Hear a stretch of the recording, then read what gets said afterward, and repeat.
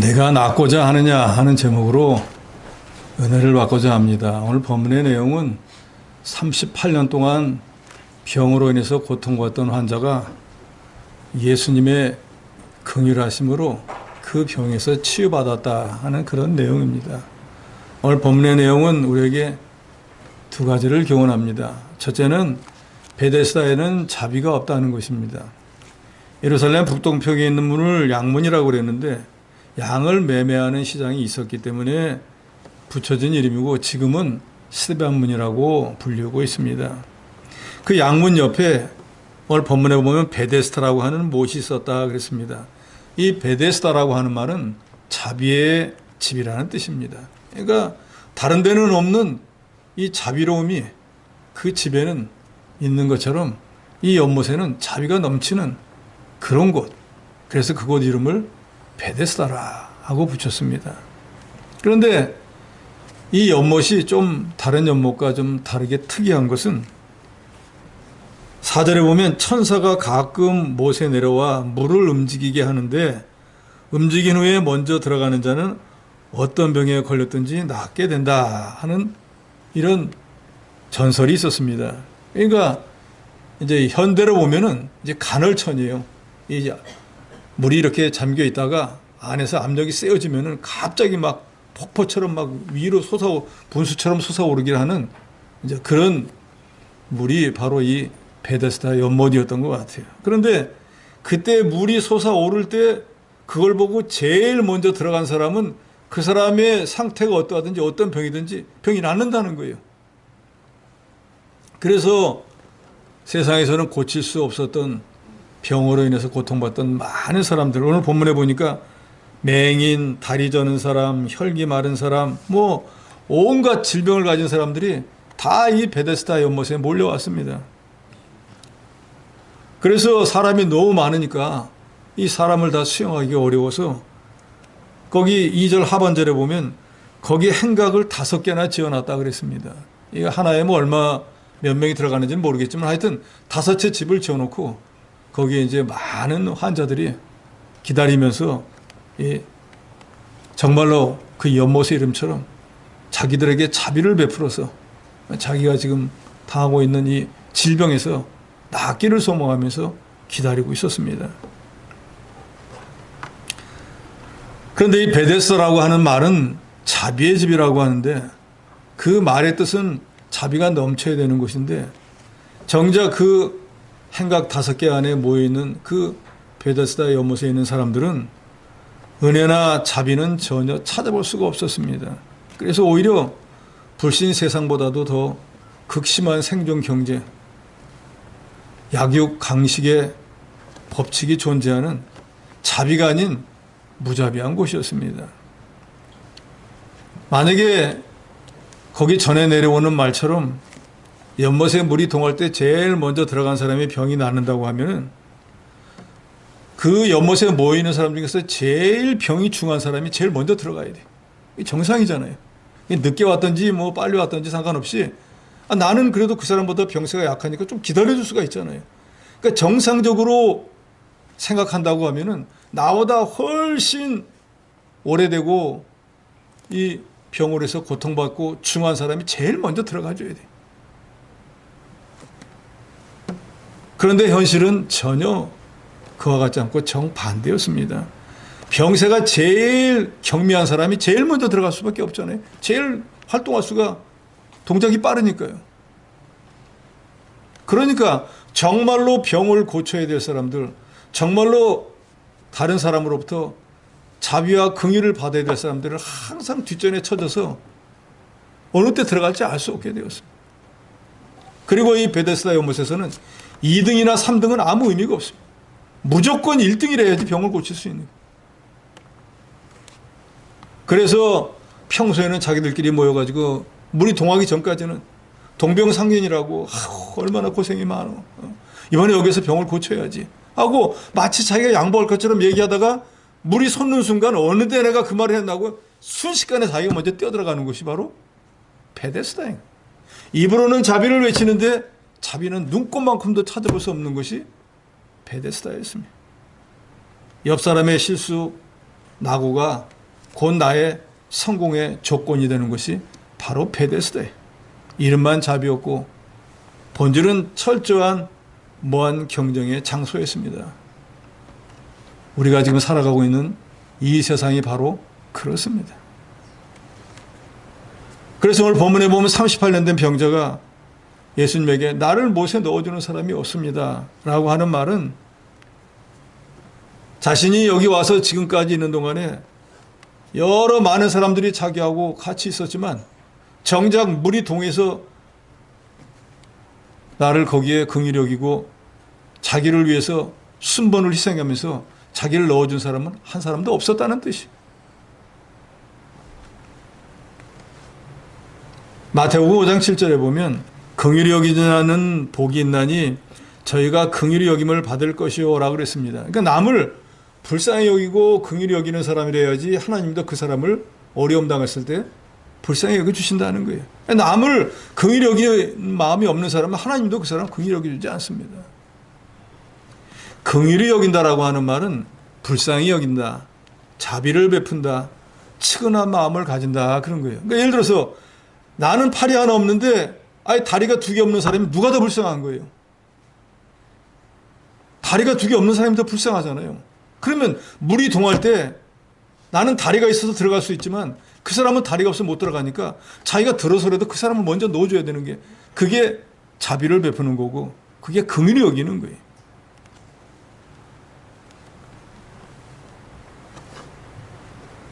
자비를 뜻하는 헬라 원어 스프랑클 니조마이라고 하는 말의 뜻은 창자가 끊어지는 듯한 아픔을 느낀다라는 어원을 가진다고 해요. 그러니까 남에게 자비를 베풀면은 내 것을 희생해야 되니까 내 창자가 끊어지는 것처럼 고통이 있다 그 말이에요. 아 그래 뭐 내 거 줄게 이게 아니라 그 말이에요. 이거 내 창자가 끊어지니까 너무너무 아프고 힘든데 그 사람을 불쌍히 여기는 마음 때문에 내 창자가 끊어져도 준다 그 말이에요. 예수께서 저와 여러분을 너무너무 불쌍히 여기서 당신의 생명을 우리를 대신해서 주시는 게 그게 바로 자비를 베풀어 주신 거라 그 말이에요. 그러니까 우리가 남에게 자비를 베풀 때는 그런 마음이 있어야 된다 그 말이에요. 인색한 마음 다 쓰고 남으니까 그거 주려고 하는 마음 그런 건 자비가 아니라는 거예요. 이게 내게 꼭 있어야 되는데 이게 아니면 안 되는데 하는 거를 마치 창자가 끊어지는 고통을 느끼듯이 주는 게 그게 자비라 그 말이에요. 우리 주님이 저와 여러분을 위해서 당신의 생명을 내어줄 때 가시면류관 창에 찔리고 채찍에 맞고 당신은 아무 죄도 없어요. 우리 때문에 그랬다 그 말이에요. 그게 바로 자비를 베푼 거잖아요. 까닭없이 왜 우리 같은 사람을 위해서 고통을 당합니까? 왜 창에 찔립니까? 왜 채찍에 맞습니까? 왜 가시면류관에 피를 흘려야 됩니까? 당신은 아무 죄도 없는데 그게 바로 주님의 참된 자비입니다. 그러니까 병세가 약한 사람, 경미한 사람은 그런 마음으로 자기보다 중한 병을 앓는 사람에게 희생하고 양보하는 그런 곳이라야지 그곳의 이름 그대로 자비의 집, 베데스다가 될 것인데 현실은 전혀 그렇지 못하고 우리가 살아가는 이 세상이 바로 그렇습니다. 그러니까 여러분들도 이 세상에서 어떤 자비나 긍휼을 얻으려고 하면 그건 착각입니다. 이 세상이라고 하는 것은 자비라는 걸 찾아볼 수 없는 것이. 하다못해 베데스다라고 하는 간판을 걸어놔도 거기서도 더욱 생존 경쟁이 치열한데 우리가 불신자들하고 모여 사는데 무슨 긍휼과 무슨 자비가 있겠어요? 3절에 그 안에 많은 병자, 맹인, 다리 저는 사람, 혈기 마른 사람들이 누워 물의 움직임을 기다린다 그랬습니다. 여기 앞을 보지 못하는 사람은 물이 동하는지 동하지 않는지 어떻게 알겠어요? 옆에 있는 사람이 눈 뜬 사람이 알려줘야지 어이 들어가라고 해주지. 근데 그 사람은 눈을 못 뜨고 있으니까 아무리 기다려도 물이 실제로 동해도 동했는지 알 수가 없는 거예요. 그러니까 다른 사람이 불쌍히 여기고 긍휼히 여기고 자비를 베풀어 주지 않으면 그 사람은 절대로 병 고침을 받을 수 없어요.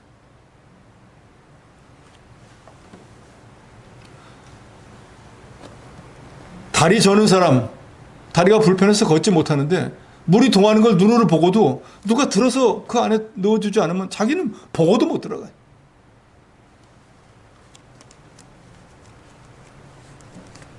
혈기 마른 사람, 중풍병자는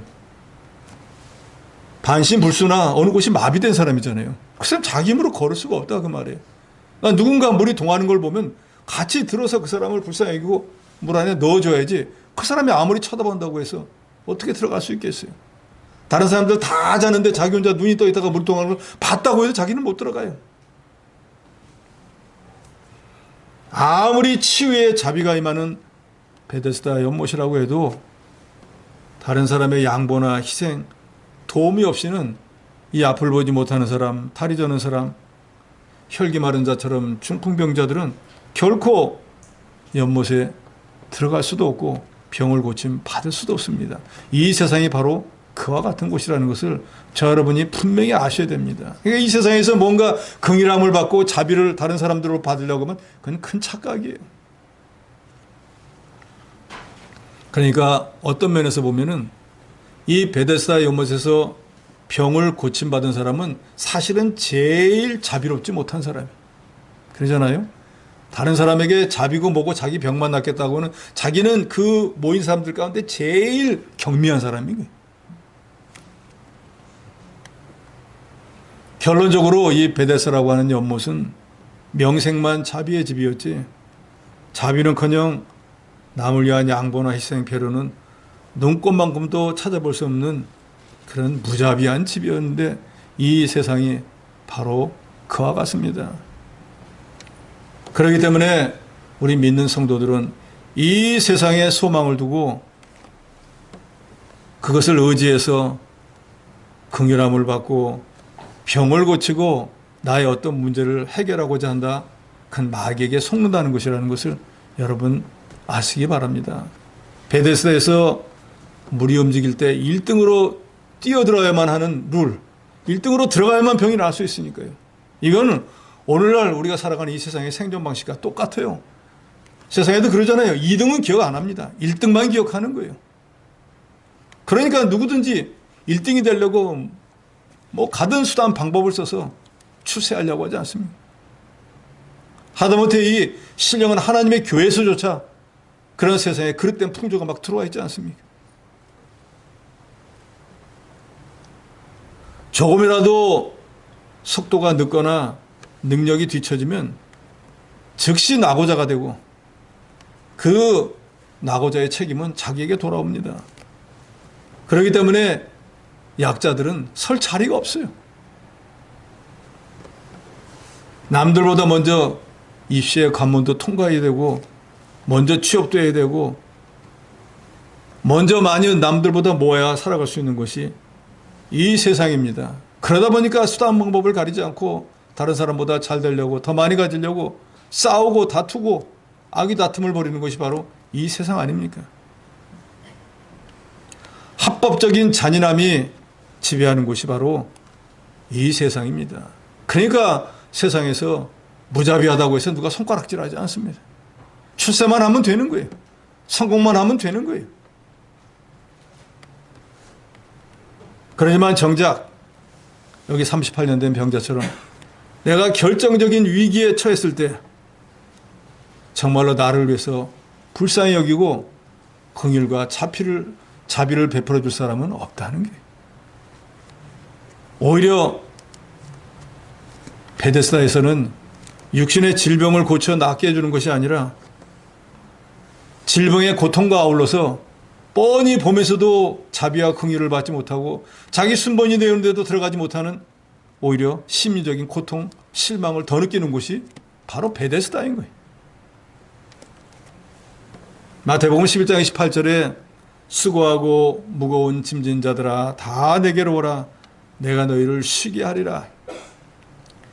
이 말씀에는 세상에서는 결코 얻을 수 없는 참된 안식, 자비가 어디 있는지를 우리에게 분명히 말씀해 줍니다. 그러니까 이 세상에서 자비와 긍휼을 찾으려고 하지 말고 우리 주님 안에서 자비와 긍휼을 찾아야 됩니다. 여기서 말씀하는 예수님이 말씀하는 수고하고 무거운 짐은 우리 인간들이 가지고 있는 질병을 포함한 모든 우리 힘으로 할 수 없는 인간사의 모든 문제를 다 말합니다. 그런 게 있으면 베데스다에 오는 것이 아니라 참된 베데스다가 되는 예수님께 나와야 된다는 걸 말씀하고 있습니다. 다 내게로 오라 할 때 주님은 어떤 조건을 제시하지 않습니다. 돈을 얼마 가져와라. 지위가 어느 정도 돼야 된다. 학벌은 얼마큼 돼야 된다. 집안은 얼마큼 돼야 된다. 신앙 연조가 얼마큼 돼야 된다. 이런 거 조건이 없습니다. 그저 내게 짐이 있다고 생각하기 때문에 우리 주님에게 나오면은 주님은 우리를 긍휼히 여기고 자비를 베풀어 주시고, 그러니까 세상에서 어떤 긍휼이나 자비를 얻으려고 여러분 헛된 것을 추구하지 않는 어리석은 여러분이 되지 마시기 바랍니다. 이 세상 어느 곳에도 자비함을 받거나 병고침을 받을 수 없습니다. 베데스다에는, 세상에는 자비가 없다는 것을 여러분이 분명히 기억하시기 바랍니다. 둘째로 참된 베데스다는 예수님뿐이라는 것입니다. 출애굽기 33장 19절에 나는 은혜 줄 자에게 은혜를 주고 긍휼히 여길 자에게 긍휼을 베푸느니라. 나는 여호와 하나님은 당신이 이 사람은 불쌍히 여겨야 되겠다 하면 불쌍히 여겨주시고, 이 사람에게는 은혜를 줘야지 하면 은혜를 주신다 그랬어요. 하나님은 창조주, 조물주시기 때문에 당신 뜻대로요. 주고 싶으면 주고 가져가고 싶으면 가져가고 당신의 마음대로요. 그러니까 우리가 이 세상에서 긍휼함을 받느냐, 자비를 받느냐, 뭐 은혜와 복을 받느냐는 우리 소원이나 어떤 사람에 의해서 되어지는 것이 아니고 그 모든 것은 오직 하나님의 손에 달려 있습니다. 하나님이 주시면 주는 거고, 주시지 않으면 우리가 아무리 살인하고 시기하고 질투하고 싸워도 받을 수 없습니다. 그러니까 여러 가지 인간들에게 긍휼을 베풀어 주시고 불쌍히 여기서 대적의 손에서 건져주시고 여러 가지 은사와 모든 것을 주시는 것은 하나님의 주권적 역사로 되는 것입니다. 예레미야가 3장 22절로 23절에 보면 여호와의 인자와 자비가 무궁하심으로 우리가 진멸되지 아니함이니 이것들이 아침마다 새로우니 주의 성실함이 크시도소이다 그랬어요. 이게 무슨 말인가? 우리가 범죄하고 연약하고 여러 가지 사건 사고가 많은데도 불구하고 오늘 또 새로운 하루를 살아갈 수 있는 것은 하나님의 인자와 자비가 내게 무궁하심으로 그 하나님의 불쌍히 여기서 오늘 하루를 허락하셔서 우리가 지금 살고 있다는 그 뜻이에요. 그러니까 저도 여러분도 지금까지 살아온 것도 하나님이 저 여러분을 불쌍히 여기서 여기까지 온 것이고, 오늘 하루를 살아가는 것조차도 하나님 우리를 긍휼히 여기서 우리 생명 호흡을 연장시켜 주어서 저 여러분이 이렇게 살아가는 거라 그 말이에요. 만약에 여기서 하나님이 이 사람에 대한 긍휼은 이제 더 이상 주지 말아야겠다, 더 이상 은혜를 주지 말아야겠다 그러면 우리는 그날로 모든 것이 다 끝나버리고 육신의 삶이 끝나게 되는 것입니다. 그러니까 우리가 일용할 양식을 주시고 하루하루의 삶을 살아가는 것 그조차가 하나님의 큰 은혜인 줄 알고 늘 감사하는 저 여러분이 돼야 됩니다. 뭐 누구나 다 사는 건데, 뭐 누구나 100년 사는데, 누구나가 아닙니다. 하나님이 긍휼히 여기고 불쌍히 여기는 자, 하나님이 그 생명 호흡을 연장해 주니까 살아가는 것뿐이에요. 출애굽기 15장 26절에는 가라사대 너희가 너희 하나님 나 여호와의 말을 청종하고 나의 보기에 의를 행하며 내 계명에 귀를 기울이며 내 모든 규례를 지키면 내가 애굽 사람에게 내린 모든 질병의 하나도 너에게 내리지 아니하리니 나는 너희를 치료하는 여호와임이니라. 즉 하나님의 말씀대로 살면은 하나님 말씀을 10번이나 거역하다가 온갖 질병으로 인해 가지고 멸망한 애굽 사람 같이 그 사람들에게 내렸던 그런 병을 하나도 안 내리고, 우리도 하나님 말씀대로만 순종하면은 병이 들었다가도 낫게 해주고 들지 않도록 하나님이 지켜 보호해준다는 말씀이에요. 우리가 실제로 병드는 것은 우리가 부주의해서 병들지만 그 부주의조차도 하나님이 다 예정한 거예요. 그러니까 이 모든 병을 들게 하는 것도, 또 병든 자를 낫게 하는 것도 우리 인간의 생각으로는 유명한 의사가 좋은 약이, 시설이 좋은 병원이 낫게 하는 것처럼 하지만 그거는 외부적으로 드러나 있는 것을 하나님의 일반 은총을 통해서 그걸 통해서 낫게 하는 거지, 근본적으로 낫게 하는 건 그게 낫는 게 아니에요. 만약에 그런다고 하면 좋은 병원 있고 돈 많고 좋은 의사 많은 사람 절대 안 줄게요. 감기 안 들리게 해요. 그런 일은 없습니다. 아무리 돈이 많고 아무리 주의가 높고 아무리 의학술이 발달해도 감기 들 때 감기 다 들어요. 유명한 의사들, 그 사람들은 왜 장수 못합니까? 남에게는 이렇게 하면 장수한다고 자기는 더 빨리 죽어. 하나님의 손에 모든 것이 있는 것이지, 뭘 먹으면 오래 살고 뭘 하면 오래 살고, 그거는 보편적인 방법인 거예요. 누구나 다 그렇게 되지 않습니다. 나는 너희를 치료하는 여호와임이라. 즉 모든 병의 치유자는 오직 하나님밖에 없다는 것을 말씀합니다. 하나님은 창조주로서 피조물인 우리의 모든 질병, 아픔을 치료해 줄 수 있는 유일한 분입니다. 여기 치료한다 하는, 치료하는 여호와임이라 할 때 이 치료하는 말은 히브리어로 라파인데 의사 또는 의원을 가리킵니다. 그러니까 나는 너희를 치료하는 여호와 하나님이다. 나는 너희의 의사 여호와다라는 말과 같은 거예요. 그러니까 하나님이 우리의 의사인 것을 여러분 믿으시기 바랍니다.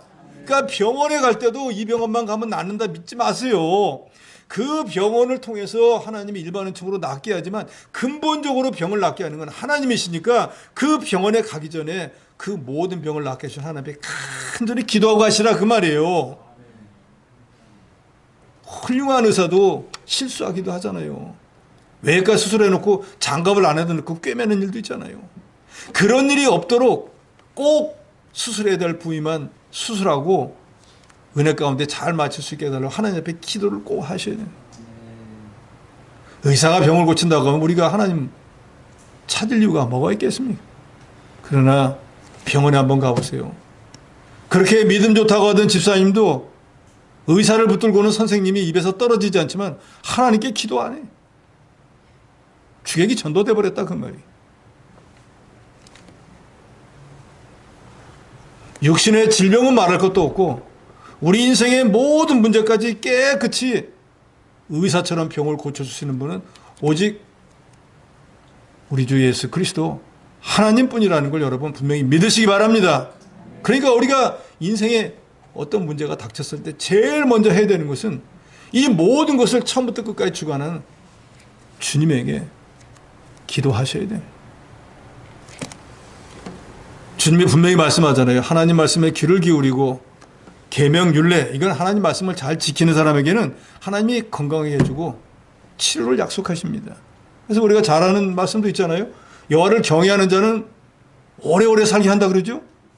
장수하게 해준다 그러잖아요. 여호와를 경외하는 사람을 장수하는 거예요. 왜? 하나님이 만병의 치유자이기 때문에 병이 들어도 고쳐주니까 오래 살 수 있죠.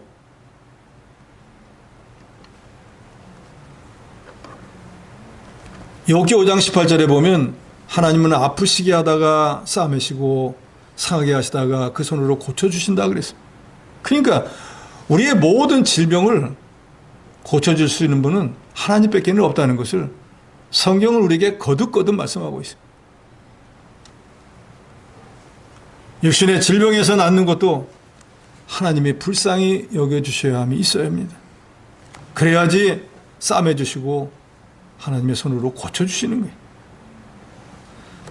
베데스다 연못에서 그 이름만 믿고 가서 거기서 내가 사람들에게 자비를 얻어서 내 병을 고침받아야지 라고 했지만 그 사람은 거기서 더 많은 실망을 느꼈습니다.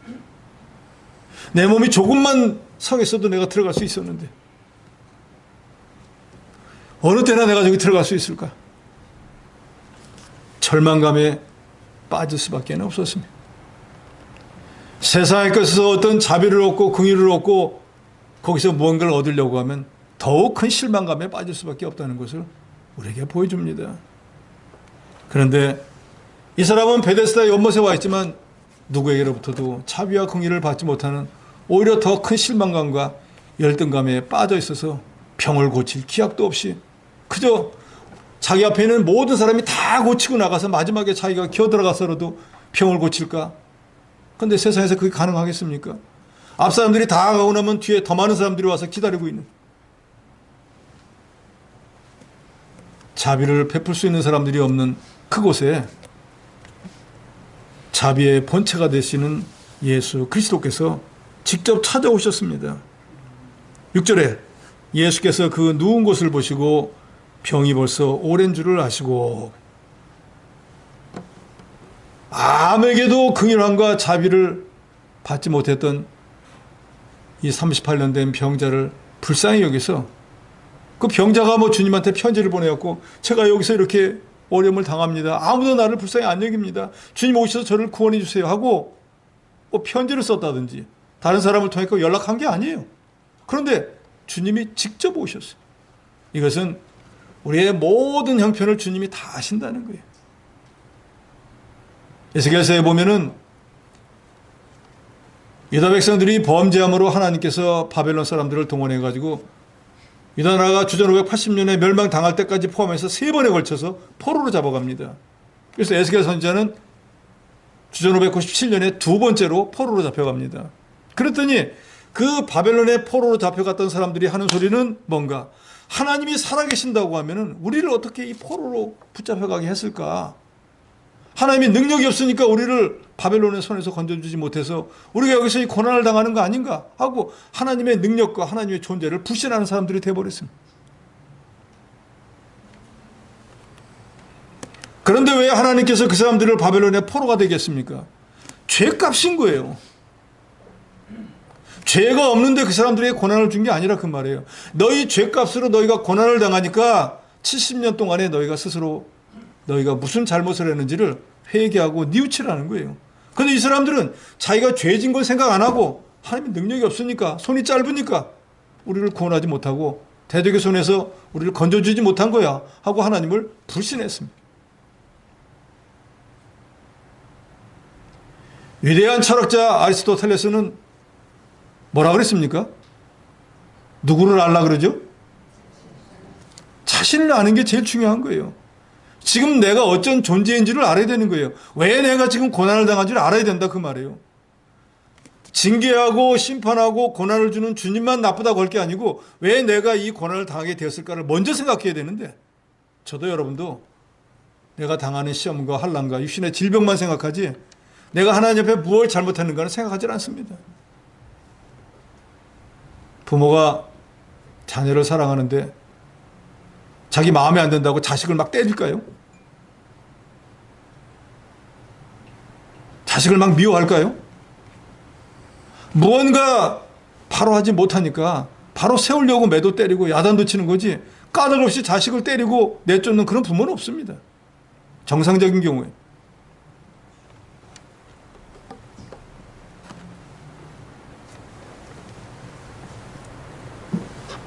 자비라고는 눈꽃만큼도 찾아볼 수 없는 자비의 집에 자비를 베풀어 주시려고 자비의 본체가 되는 예수 그리스도께서 직접 찾아오셨습니다.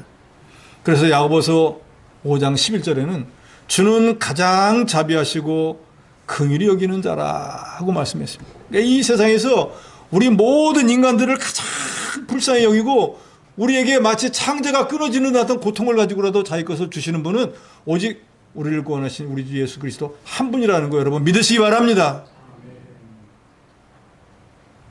그분만이 우리에게 참된 자비와 긍휼을 베풀어 주실 수 있습니다. 물론 사람에게도 우리가 위로를 받아야 되고 사람으로부터도 자비 긍휼을 받을 수 있죠. 그러나 그것은 너무나 한계가 너무나 빈약한 거다 그 말이에요. 그동안 얼마나 고생을 했어. 너무너무 힘들지. 말로 위로되지 병을 고쳐주지는 못해요. 뭐 이거 믿음으로 기도하면은 하나님이 통과해 주겠지. 위로는 되지만 실제로 그 문제를 해결해 주지 못한다 그 말이에요. 우리 주 예수 그리스도 하나님과 우리 인간과 다른 점은 바로 이거예요. 우리는 그저 말로만 위로해 주고 말로만 좀 긍휼히 여기는 척할 수 있지만 실제로 그 사람이 당한 어떤 육신의 질병이나 어떤 문제를 해결해 주는 데까지는 가지 못한다 그 말이에요. 주님은 이 세상에서 가장 자비로우시고 모든 수고하고 무거운 짐을 지고 병들어 고통하는 자들을 긍휼히 여겨주시는 분입니다. 그러니까 주님을 전적으로 의지하고 그의 말씀을 끝까지 지켜나가는 사람은 하나님이 절대로 그 사람을 버리지 않고 반드시 그에게 자비와 긍휼하심을 베풀어 주십니다. 한번 따라해 보시기 바랍니다. 주는 가장 자비하시고 긍휼히 여기시는 자니라. 그러니까 여러분 불쌍히 여김을 받고 싶으시면 자비를 얻으시고 싶으면 주님께 나오시기 바랍니다. 주님이야말로 우리가 원하는 자비와 긍휼을 베풀어 줄 수 있는 분이지, 다른 어떤 누구도 이런 것을 우리에게 줄 수 없습니다. 자비는 물이 동할 때 일어나는 자연적인 현상이 아니고, 또 같은 피조물로서 좀 형편이 나은 사람이 뭘 주는 것이 자비가 아닙니다. 천지 만물을 창조하시고 인생의 생사화복을 홀로 주장하시는 예수께서 피조물을 불쌍히 여겨 은혜를 베풀어 주는 게, 그게 바로 자비인 것입니다. 그러니까 우리가 모든 어떤 육신의 질병이 되었더니 내가 당한 어떤 문제가 주님의 자비가 있어야 되는데, 긍휼하심이 있어야 되는데, 그러면은 우리가 어떻게 해야 되겠어요? 주님께 나와서 주님으로부터 그것을 받아야 됩니다. 이 사람 찾아다니고 저희 가서 사정을 하소연한다고 해서 이미 우리가 상고했잖아요. 이 세상은 말만 베데스다지 사실은 무자비한 곳이에요. 그러니까 그런 방법을 통해서 뭔가를 해결하려고 하는 건 벌써 방법이 틀렸습니다. 마태복음 10장 30절에 보면 맹인 두 사람이 길가에 앉아 있다가 예수님이 지나가시는 것을 보고 주여 우리를 불쌍히 여기셔서 다윗의 자손이요 하고 예수님을 따라가면서 외칩니다. 우리를 불쌍히 여기셔서 다윗의 자손이요. 이 사람은 주님이 자기를 불쌍히만 여겨주면 병이 나을 줄로 믿은 거예요. 주님은 뭐 나이라고 겨우 30살 조금 넘어서 의학을 공부한 적도 없고 의사도 아니고 의학에 대해서는 아무것도 모르는 분인데, 그 예수님을 보고 다윗의 자손이요 우리를 불쌍히 여겨달라는 거예요. 그럼 그 사람들이 바보 천치예요. 왜 예수님을 보고 우리를 불쌍히 여겨달라고 했습니까? 하나님은 모든 것이 가능한 분이기 때문에. 내가 살이 썩어 들어가는 이 문둥병이 걸렸지만 주님이 불쌍히만 여겨주면 제 병이 나을 줄로 믿습니다 하는 믿음이 있었기 때문에. 저와 여러분도 믿습니다 할 때 정말로 주님의 주권을 믿고 그같이 기도하시고 믿으셔야 되는 거예요. 이거 뭐 한다고 되나? 하는 불신앙을 가지면 안 됩니다. 그 두 사람이 불쌍히 해달라고 하니까 예수님이 부르잖아요. 내가 뭘 해주기를 원하느냐? 병에서 낫기를 원합니다. 너희가 깨끗한 물 받으라 하니까 즉시 문둥병이 나와버렸어요. 하나님은 창조주잖아요. 우리 주 예수 그리스도는 제2의 하나님이시잖아요. 그러니까 주님의 말 한마디면은 빛이 있으라 하면 어떤 일이 생기죠? 빛이 생깁니다. 빛을 만드는 게 어려울까요? 인간의 생명, 병을 고쳐주는 게 어려울까요? 어떤 게 더 쉬울까요? 어떤 게 더 어려울까요? 당연하잖아요. 빛을 만드는 분이 그까지 질병 하나 못 고쳐주겠어요? 그건 아무것도 아니에요. 우리가 주님이 어떤 분인가를 믿고 구하지 못하는 그것이 문제인 거예요.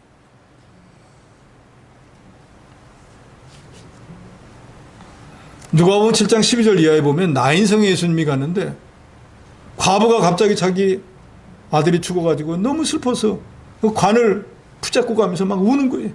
아들아 아들아.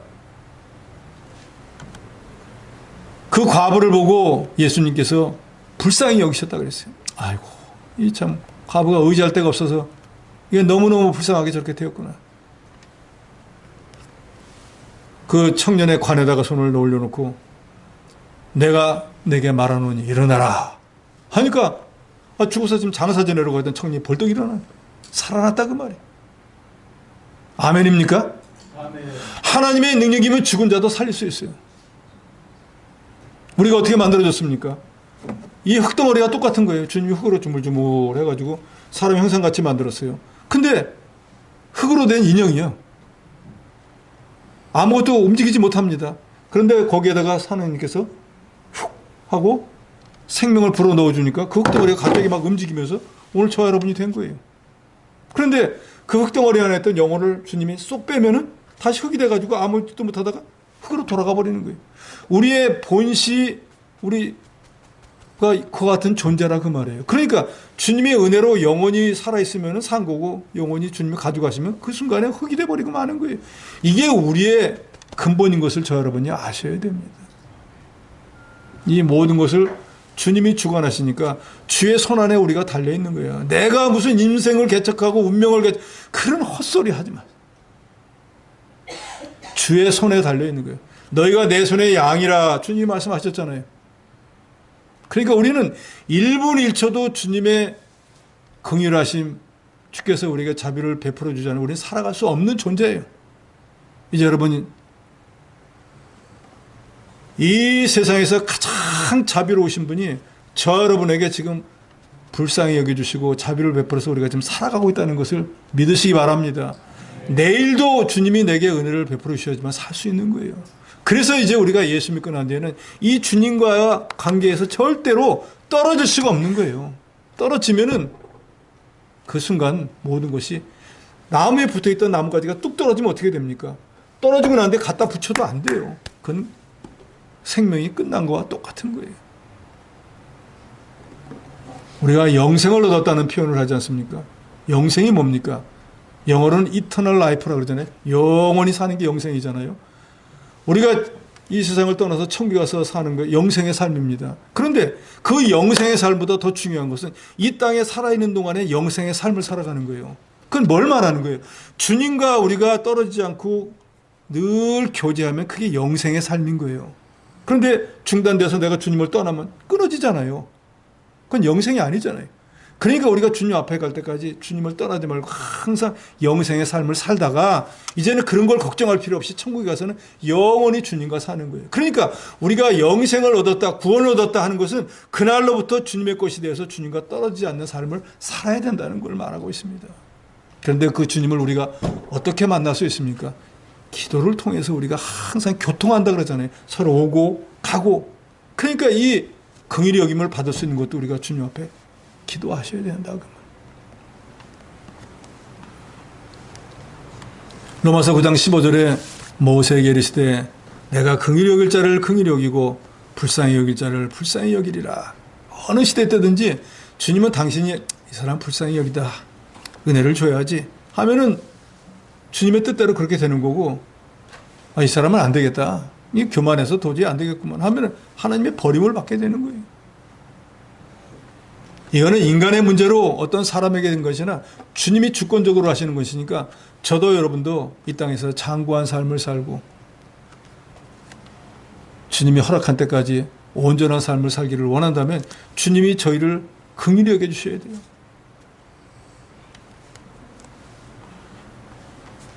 (38년) 된 병자에게 예수님이 오셔서 묻습니다. 내가 낫고자 하느냐? 너 이 병에서 낫고 싶어? 병 고침을 받고 싶어? 다른 사람들처럼 건강한 사람이 되고 싶어? 라고 주님이 물었습니다. 그런데 이 사람은 그렇게 물으면 예!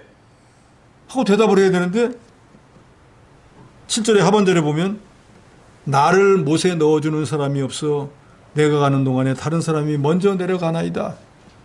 제가 여기 온 지 오래됐거든요. 그래서 이제 제가 들어갈 순번이 됐는데 그때만 되면 딴 사람이 저보다 먼저 들어가거든요. 그 제가 못 들어가서 지금까지 여기 남아있는 겁니다. 내가 낫고자 하느냐? 딴 사람들이 나보다 먼저 들어가서 저는 못 들어가고 있습니다. 완전 동문서답을 하고 있어요.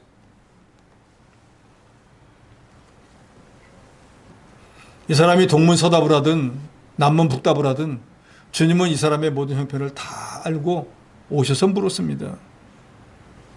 어느 누구에게도 자병을 받지 못했던 병자에게 예수님은 내가 낫고자 하느냐 하고 물을 때 사람은 당연히 낫고자 원합니다 라고 대답했어야 되는데 그렇게 하지는 못했습니다. 그런데도 불구하고 아이고 이거 고쳐줄 가치도 없구만, 내가 누군지도 모르고 물어봐도 딴소리만 하고 앉았네, 딴 데 가야지. 그게 무자비한 사람이잖아요. 그런데 주님은 딴소리하는 이 사람에게 뭐라고 말씀합니까? 8절에 일어나 내 자리를 들고 걸어가라. 예수님께서 일어나 내 자리를 들고 가라 하니까 그 말이 딱 끝나자마자 이 사람이 병이 나왔습니다. 세상에 이런 일이 있을 수가 있을까? 베드로와 요한이 성전 미문에 들어가는데 날 때부터 안전병이 된 사람이 앉아 있었습니다. 뭔가 이 사람이 나한테 뭐 돈을 좀 주지 않을까 하고 간절한 눈으로 쳐다보는데 베드로가 말하죠. 내게 은과 금, 내가 원하는 물질은 없지만 내가 내게 있는 곳으로 내게 명하노니 나사렛 예수 그리스도의 이름으로 일어나 걸으라 하니까 그 사람이 벌떡 일어나 갔어요. 예수님의 제자가 예수의 이름으로 걸으라고 할 때도 걸어갔는데 자비의 본체가 되는 예수께서 뭐라고 합니까? 일어나 내 자리를 들고 걸어가라 할 때 그 사람의 병이 나을 수 있습니까? 없습니까? 나을 수 있습니다. 이것은 오늘 우리에게 중요한 것을 말씀합니다. 어떤 질병과 어떤 환난과 어떤 고통이 있다고 할지라도 주께서 내 자리를 들고 가라. 내 문제 해결해 줄게. 하면 우리는 모든 문제를 다 해결받을 수 있다는 거예요. 즉, 이 모든 문제의 중심의 핵심은 자비의 본체가 되는 예수 그리스도라는. 질병으로 고통을 받으십니까? 시험을 당하여서 감당이 안 됩니까? 지금 막다른 길에 있어가지고 정말로 아무 생각이 안 듭니까? 어떻게 하시면 되겠습니까? 주님의 자비와 긍휼하심을 받으시면 됩니다. 이미 주님이 저와 여러분의 형편을 다 알고 계십니다. 그러나 에스겔서에 보면은 이런 말씀이 있잖아요. 초장의 양떼가 엄청나게 많아지게 할지라도 구하여야만 한다 그랬어요. 우리 형편을 다 아시지만 주님께 나와서 가장 자비로우시고 가장 긍휼을 베푸시는 주님 앞에 구하시기 바랍니다. 그러면 주님께서 능력으로 육신의 질병도 낫게 해주시고 우리가 당한 모든 시험과 환난과 고난 가운데서 저와 여러분을 구원해 주실 것입니다. 세상에서는 자비를 얻을 수 없습니다. 오직 우리를 위한 자비와 우리를 위한 긍휼과 우리를 위한 은혜는 우리 주 예수 그리스도밖에는 없다는 거 여러분 믿으시기 바랍니다. 그래서 스펄전 목사는 인간의 마지막은 하나님의 시작이다라고 했습니다. 우리가 아무것도 할 수 없다라고 하는 그때 주님의 긍휼하심과 주님의 은혜가 임하는 거예요. 이미 알려진 방법으로 나을 수 없는 병이라도 예수님의 말씀만 있으면 나을 수 있습니다. 주의 말씀을 순종하면 병이 낫는 것은 주님은 창조주 하나님이시기 때문에 병자가 일어나 걸어갈 수 있었던 것도 전지전능한 하나님의 말씀에 능력이 임했기 때문에 믿음은 그리스도의 말씀을 들음에서 나고 말씀을 순종할 때 온전한 산 믿음이 되는 것입니다. 그러니까 말씀을 순종하는 것이 하나님의 만능의 역사가 일어나는 길이고 하나님의 선물을 초자연적으로 받는 비결입니다. 병 나은 사람이 그 뒤에 보면은 성전 생활을 했다고 그랬습니다. 자기의 질병을 낫게 해준 분이 예수 그리스도인 걸 알고 이제 하나님 옆에 감사하는 생활을 했습니다. 그 질병을 고쳐준 목적도 바로 그와 같이 하나님의 사람으로 만들기 위한 것입니다. 그때 예수님이 그 사람을 성전에서 만나서 이렇게 말씀합니다. 보라, 내가 나았으니 더 심한 것이 생기지 않게 다시는 죄를 범하지 말라. 이 말은 이 사람이 38년 동안 병자가 됐던 원인은 그 사람이 지은 죄 때문이었다는 거예요. 그러니까 이제 죄사함을 받고 육신의 질병도 낫고 내가 하나님을 섬기는 사람이 되었으니까 이제 그 38년 동안 병하는 것보다 더 큰 고통을 당하지 않으려면 이제는 하나님의 말씀으로 내 자신을 거룩한 사람으로 잘 만들어 나가라는 거예요. 그러면 하나님을 경외하는 자를 장수하게 해주고 출애굽기에 말씀했죠. 하나님의 말씀을 온전히 순종하는 자에게는 모든 질병 하나도 내리지 않겠다고 하신 말씀이 내게 임할 것이라. 그래서 이 사람이 제일 마지막에 보면 온 유대인을 만날 때마다 나를 고친 이가 예수님이야. 예수님이 내 병을 고쳐줬어 하니까 유대인들은 더 미워하고 예수님을 죽이려고 했다라고 하고 있습니다. 결론입니다. 이 세상에 어디에 가서든지 자비나 긍휼을 받으시려고 하지 마십시오. 세상은 무자비한 곳입니다. 당연한 거예요. 그렇지만 진리의 본체가 되시고 자비의 본체가 되시는 예수 그리스도는 저 여러분의 모든 형편처지를 다 알고 계시고 그분께 나와서 간구하는 자에게 우리가 원하는 모든 것을 다 주시. 육신의 질병이 되었든 우리가 감당 못하는 문제가 되었든 주님께 나와서 간구해서 참된 베데스다가 되시는 예수님으로 인해서 질병도 고침받고 우리의 모든 문제도 해결받는 지혜로운 여러분이 되시기를 주의 이름으로 축원합니다.